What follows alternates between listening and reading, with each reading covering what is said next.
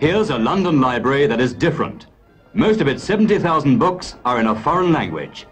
The Polish Library in Kensington has struggled for existence and is still struggling ever since it was started in 1942. Today, it has become the cultural and educational centre for Britain's 150,000 Poles, many of whom are now British citizens. The library, which is visited by students from all over the world, has many valuable first editions.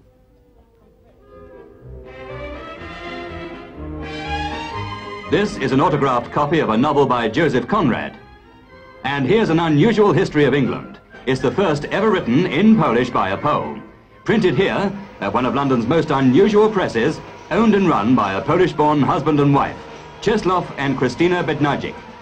Started in 1950, the press was created to publish the work of Polish writers, poets and artists in Britain.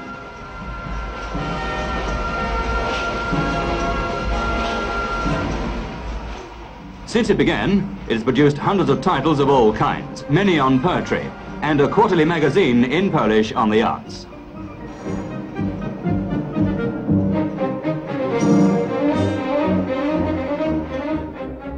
The biggest foreign community in Britain, the Poles even have their own daily newspaper, started in 1940.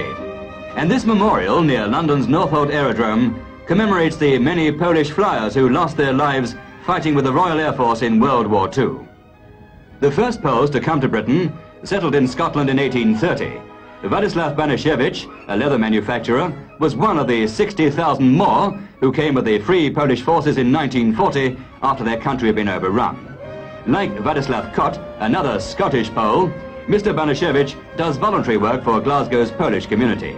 He has several interests. He also owns and runs a Chinese restaurant in Glasgow. Today, only about 4,500 Poles remain in Scotland. Most of the community live in the south of England. Britain's principal Polish club is the Polish Hearth in South Kensington, which was started in 1940 as a centre for the Free Polish Forces.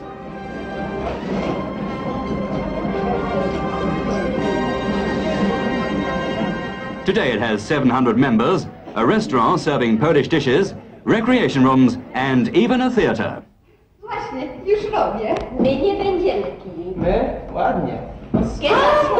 Całe towarzystwo. Much of the Polish community's life centres around its churches.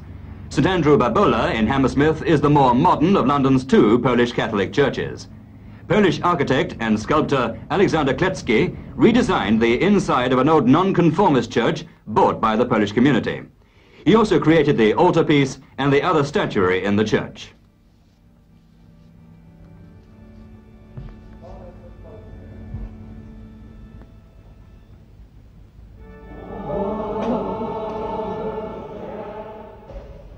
I o jego powtórnym przyjściu na ziemię w charakterze sędziego.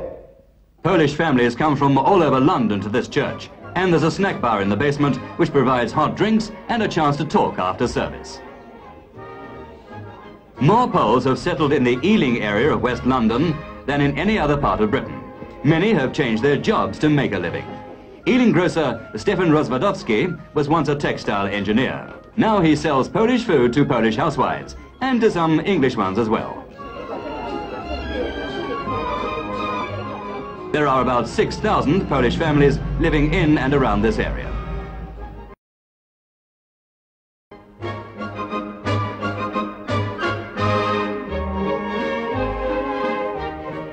You'll find Poles in almost every walk of life in Britain today. Mateusz Grabowski, for instance, is a chemist with one of the most unusual chemist shops in the country. At the back of it, he has a gallery in which he displays the works of modern painters and sculptors who might not otherwise have exhibitions. Under one of the arches of Hungerford Railway Bridge near Waterloo Station is the studio of Felix Topolski, probably the best known of all Britain's Poles. Topolski, who came to Britain from Warsaw in 1935, today travels the world in search of subjects. In 1953, he started Topolski's Chronicle, a bulletin in which he reproduces sketches he makes on his travels and his comments on what he sees.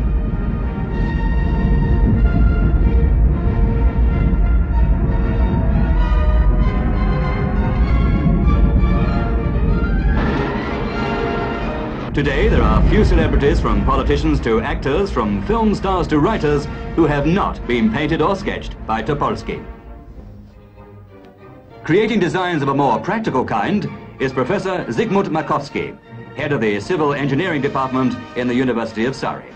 Specializing in space structures, which are decorative in themselves, some of his designs are already in being, such as this radar tower for the Imperial College Research Station at Ascot. London's other Polish Catholic church is at Islington, and here, as in other centres, a morning school is held on Saturdays for British-born children of Polish families to teach them Polish history and geography, religion and the Polish language. Ściana. Teraz dzieci popatrzcie, patrzcie wszystkie do książeczek. Helikopter leci, tak? Lata. Pociąg. A ryba co robi? Pływa. Ryba pływa. Co jeszcze pływa? Dziewczynka biegnie, samolot leci, a auto jedzie. In this lovely old wren house near Henley-on-Thames is the Divine Mercy College, one of England's 2 Polish grammar schools. The other, for girls, is near Northampton.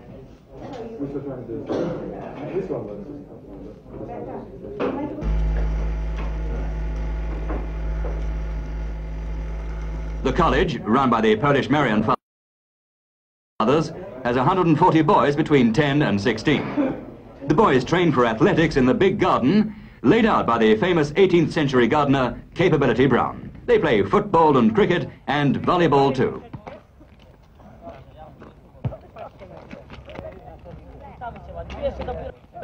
Every Whit Monday, about 10,000 of Britain's Poles gather in the school grounds for a big religious service near this shrine.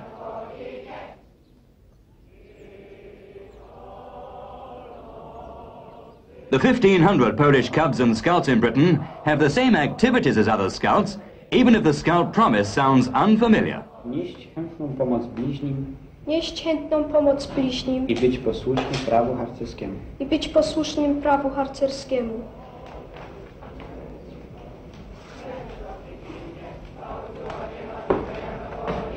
Today's enrolment over, Scouters of London's Warsaw District Company relax at a game of chess.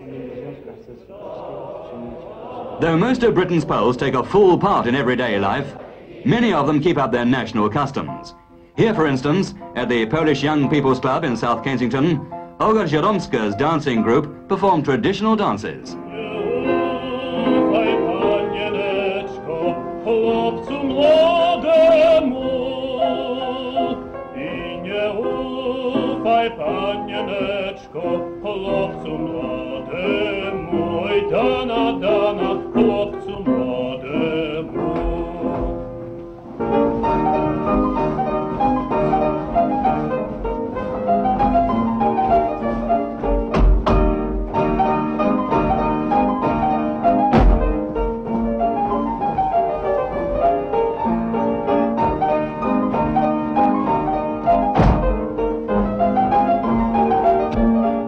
Today, many young Poles would feel much more at home doing the twist.